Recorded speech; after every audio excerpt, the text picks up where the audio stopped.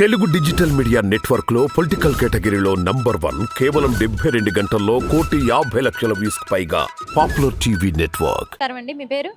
శ్రీనివాసరావు, చింతా శ్రీనివాసరావు. శ్రీనివాసరావు. ఏం చేస్తుంటారండి? ఏం చేస్తుంటారు? నేను రియల్ ఎస్టేట్ అమ్మా. నేను ఇక్కడ పొలిటికల్గా మా ఇక్కడ సెంట్రల్ నియోజకవర్గం. మరి ఇప్పుడు ప్రస్తుతం రాజకీయాలు ఎలా ఉన్నాయండి? రాజకీయాలు ఎలా ఉన్నాయమ్మా? బాగానే కాదు ఏంటంటే కొంచెం హాట్గా ఉన్నాయి. రాజకీయాల గురించే మనం మాట్లాడుకోవాల్సిన అవసరం అంటే మనకన్నా ముందు ఎవరైతే పథకాలు తీసుకున్నారో వాళ్ళని అడిగితే వాళ్ళు చెప్తారు కరెక్ట్గా. రాజకీయాలు బాగానే ఉన్నాయమ్మా. చెప్పండి. మరి నెక్స్ట్ అసలు ఎవరు వచ్చే ఛాన్స్ ఉందంటారు 2024లో? అసలు డౌట్ లేదమ్మా దాంట్లో. డెఫినెట్గా జగన్ గారు వస్తారు. జగన్ గారు ఎందుకు వస్తారంటే అతను చెప్పిన పథకాల కన్నా చెప్పని కూడా చేశారు ఆయన. చంద్రబాబు నాయుడు గారు ఎందుకు రారంటే చెప్పనే చేయలేదు ఆయన. ఇంకెందుకు వస్తాడు ఆయన? డ్వాక్రా మహిళలకి రుణమాఫీ అన్నాడు, ఇవ్వలా. అవ్వాతాతలకు పెన్షన్ పెంచలా. తర్వాత ఏమో మామూలుగా నిరుద్యోగ భృతి అన్నాడు, ఎవరికి ఉద్యోగం ఇవ్వాలా. ఖాళీగా ఉన్న వాళ్ళకి నెలకు 3,000 జీతం ఇస్తానని చెప్పాడు, ఉద్యోగం లేని వాళ్ళకి ఎవరికి ఇవ్వాలా. రైతులకు రుణమాఫీ చేయలే. ఏం చేశాడమ్మా ఆయన? 14 సంవత్సరాలు ముఖ్యమంత్రిగా ఉండి వాళ్ళు చేయరు, ఎవరైనా చేస్తే చూసి ఓర్చుకోలేదు, అంతే.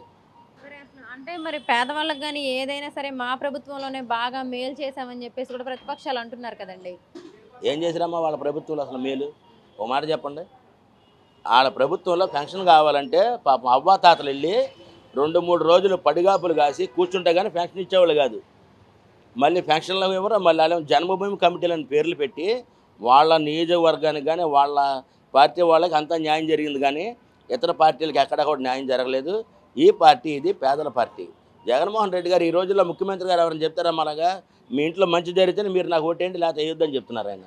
మరి అంటే ఇప్పుడు ఆయన ఎలక్షన్స్ వరకు ప్రజల్లో తిరిగారు, పాదయాత్ర చేశారు. ఇప్పుడు ఆయన సీఎం అయిన తర్వాత అసలు ప్రజల్లో తిరగట్లేదని కూడా అంటున్నారు కదండి. ఆయన మొన్న అనుకుంటా మీటింగ్లో చెప్పారు ఆయన, ఎక్కడైనా సరే నియోజకవర్గం కానీ ఏదైనా జిల్లా అయినా సరే ఏదైనా జరిగితే ఇష్యూ ఆ ఏరియా కలెక్టర్లకి నేను చెప్పి నేను అందరిని పంపిస్తాను, నేను వస్తే అక్కడ పెద్ద ఇష్యూ అయిపోతుంది, అక్కడ ట్రాఫిక్ ప్రాబ్లం జరుగుతుందని చెప్పి నేను రావాల్సిన అవసరం లేదు. నాయకులు ఉన్నారు, ఎమ్మెల్యేలు ఉన్నారు, వాలంటీర్లు ఉన్నారు, అక్కడ సచివాలయ సంస్థ ఉంది, మాలాంటి నాయకులు ఉన్నారు, మేమందరం చూసుకుంటాం కదా. ఇప్పుడు చంద్రబాబు నాయుడు గారు రావడం వల్ల ఏమైనా అక్కడ ఒరిగింది ఏమైనా ఉందమ్మా? ఆయన గురించి మనం మాట్లాడుకుందాం.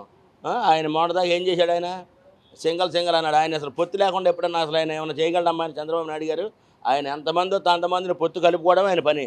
ఎందుకనండి? ఆయన 14 ఏళ్ల రాజకీయ అనుభవం ఉంది, మరి ఎందుకు ఆయన పొత్తులు పెట్టుకొని వస్తున్నారు? ఎందుకు ఆయన సింగిల్గా రాలేకపోతున్నారు? అది ఆయనకి భయం అమ్మా.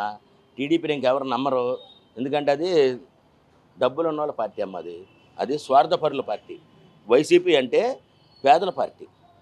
మీరు గమనించారు లేదో, నాయకుడికి సంబంధం లేకుండా ప్రతి ఒక్క పేదకి కూడా అతను అకౌంట్లో డబ్బులు పడుతున్నాయి అమ్మ. అకౌంట్లో డబ్బులు పడే ప్రభుత్వం ఎక్కడ చూసారా మీరు? మరి అదేవిధంగా ఇప్పుడు అందరూ అంటే ఎమ్మెల్యేలు కానీ వాళ్ళు కానీ అందరూ అసంతృప్తితో ఉన్నారు జగన్ మీద అని చెప్పేసి కూడా అంటున్నారు కదండి పార్టీలో. అమ్మా ఈ రాజకీయాలు అన్నాక ఏనే కామన్ అమ్మాయి. ఎందుకంటే సీట్ అనేది ఒక చోట మామూలుగా సర్వే రిపోర్ట్ వెళ్తుంది, దాని ప్రకారం మార్పులు చేర్పులు ఉంటాయి, కానీ అంతకు మించి ఉండదు. 175 సీట్లలో మీరు అనుకుంటున్నారేమో వాళ్ళు ఎన్ని పొత్తులు పెట్టుకున్నా ఎంతమంది కలిసి వచ్చినా కూడా జగన్మోహన్ రెడ్డి గారి ప్రభుత్వం మేము స్థాపిస్తాం, జగన్మోహన్ రెడ్డి గారే సీఎంగా ఉంటారు. ఇది ఖచ్చితంగా జరుగుతుంది. మరి అంటే ఈ అసంతృప్తితోటి చాలామంది అంటే ఈయన సరిగా చేయలేకపోతున్నారు కాబట్టి మా పార్టీలోకి వస్తున్నారని ప్రతిపక్షాలు అంటున్నారు కదండి. ఎవరి పార్టీలోకి వెళ్తున్నారు? టీడీపీలోకి వెళ్తున్నారు అని చెప్పేసి అంటున్నారు కదండి. టీడీపీలోకి వెళ్తున్నారంటే ఒకటమ్మా, ఇప్పుడు అక్కడక్కడ అరాకొర జరుగుతూ ఉంటాయి. ఎందుకంటే ఎప్పుడు వాళ్ళు ఇప్పుడు ఒక్కో చోట ఇక్కడ 3-4 సార్లు ఎమ్మెల్యేలుగా ఉన్నవాళ్ళు ఉన్నారు, వాళ్ళ మీద కొంచెం అక్కడ అసంతృప్తి అనేది ఉంటుంది. అందుకని సర్వే రిపోర్ట్ల ప్రకారం అక్కడ ఏ వ్యక్తి అయితే క్యాండిడేట్ అక్కడ విన్ అవుతారో వాళ్ళకి మార్పులు చేర్పులు చేయడం అవుతుంది, కానీ ఒకళ్ళిద్దరు వెళ్ళినంత మాత్రాన ఇది పెద్ద వ్యవస్థ అమ్మా. ఇది వైఎస్ఆర్సీపీ పార్టీ అంటే ఇది పెద్ద వ్యవస్థ. వెళ్ళేవాళ్ళు వెళ్తుంటారు, వచ్చేవాళ్ళు వస్తుంటారు. ప్రజలమ్మ మెయిన్. దీంట్లో మనం గుర్తించాల్సింది నాయకుల్ని కాదు, మెయిన్ ఓటర్ల నాడు ఏంటనేది మనం గమనించాలి. ఓటర్లు కూడా వాళ్ళు తీసుకున్న నిర్ణయం ఎప్పుడు ఖచ్చితంగానే ఉంటుంది. రేపు రాబోయే రోజుల్లో కూడా మీరు రేపు మార్చిలో కావచ్చు, రేపు అక్కడ ఏప్రిల్లో కావచ్చు ఎలక్షన్ వస్తుంది, వచ్చిన తర్వాత మీరు ఖచ్చితంగా చూస్తారు. మరి అదేవిధంగా మరి మొన్న షర్మిల గారు కూడా కాంగ్రెస్ పార్టీలోకి చేరారు. మరి ఆవిడ కాంగ్రెస్లోకి వెళ్ళడం వల్ల ఇక్కడ ఓట్లు చీలే అవకాశం ఉందంటారా? అస్సలు ఏముంటుందమ్మా. అసలు కాంగ్రెస్ అసలు ఇక్కడ ఎప్పుడో భూస్థాపితం అయిపోయింది. ఇక్కడ అసలు ఈసారి అయితే మాత్రం కాంగ్రెస్కి అంత ఊపు ఉండదు. అసలు దాని గురించి అసలు మేము ఆలోచించట్లేదు. ఏపీలో లేదు ఇప్పటిదాకా కాంగ్రెస్.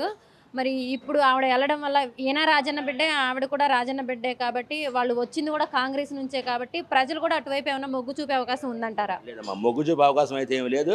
కాకపోతే మొన్నటిదాకా ఆమె అక్కడ తెలంగాణలో ఉంది. మరి తెలంగాణలో అక్కడ మరి ఆమె రాణించలేకపోయిందేమో. ఇప్పుడు ఏపీలోకి వస్తుంది. వచ్చినంత మాత్రాన కాంగ్రెస్ని చూసి మేము భయపడాల్సిన అవసరం లేదు. ఒకవేళ టీడీపీ సీట్లు ఏమన్నా, వాళ్ళ ఓట్లు ఏమన్నా, జనసేన ఓట్లు ఏమన్నా చీల్తేమో కానీ వైసీపీ ఓట్లు మాత్రం పదిలింగానే ఉన్నాయి, కరెక్ట్గానే ఉన్నాయి జగన్మోహన్ రెడ్డి గారికి అంతే. మరి ఒకవేళ అంటే ఈవిడ జగన్ గారికి వ్యతిరేకంగా ఏమైనా చేసేది అవకాశాలు ఉన్నాయి అంటారా షర్మిల గారు? వ్యతిరేకంగా అంటే ఆమె ఇప్పుడు ఎవరి పార్టీ పనులు వాళ్ళు చేసుకుంటూ వెళ్ళిపోతారు. ఇప్పుడు ఆమె కాంగ్రెస్లో జాయిన్ అయింది కాబట్టి ఇప్పుడు ఆమె కాంగ్రెస్ పార్టీని బలోపేతం చేయడానికి ఆమె ప్రయత్నం ఆమె చేసుకుంటుంది. మా గెలుపు కోసం మా ప్రయత్నం మేము చేసుకుంటాం. వైఎస్ఆర్సీపీ ఎప్పుడు స్ట్రాంగ్గానే ఉంది.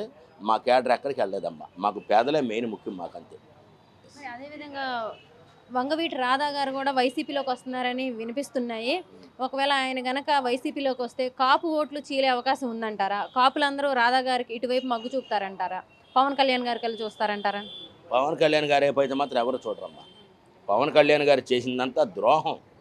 జనసేన పార్టీ పెట్టి ఫస్ట్ ఏమో జనసేన పార్టీ ప్రశ్నిస్తాను అన్నాడు. ఏం ప్రశ్నిస్తున్నాడు ఆయన? మొదటిదాకా సింగల్గా అన్నాడు.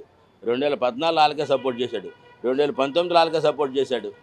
ఏది అది అక్కడ ఇండివిజువల్గా. ఇప్పుడైతే డైరెక్ట్గా ఆయనకే సపోర్ట్ చేసి పొత్తు అంటున్నాడు. అసలు ఎవరు నమ్ముతారమ్మా కాపులు? నేను కూడా కాపు సామాజిక వర్గమే. ఆయన నమ్మే పరిస్థితి ఇక్కడ లేదు. అసలు పవన్ కళ్యాణ్ గారు జనసేన వాళ్ళందరూ కూడా మా వైసీపీలోకి వస్తున్నారు ఇప్పుడు. ఎందుకంటే మేము అసలు ఏం చేయాలి తెలియట్లా, మాకు అసలు ఏ జెండా మోయాలి తెలియట్లా, మాకు ఏ నాయకుడు మాకు అసలు. చంద్రబాబుని తిట్టాడు, లోకేష్ని తిట్టాడు, నా తల్లిని తిట్టారా మీరు, మీకు మీ కుంభస్థానం మీద కొడతా నేను మిమ్మల్ని, మీకు అసలు తల బద్దలైపోవాలి, మిమ్మల్ని కూర్చోబెడతా అని చెప్పాడు. పూనకం వచ్చినట్టు ఊపాడు ఆయన. ఇప్పుడు లోకేష్ని సీఎం చేయడానికి, చంద్రబాబు నాయుడు సీఎం చేయడానికి తిరుగుతున్నాడు. ఎందుకమ్మా అది చండాలంగా?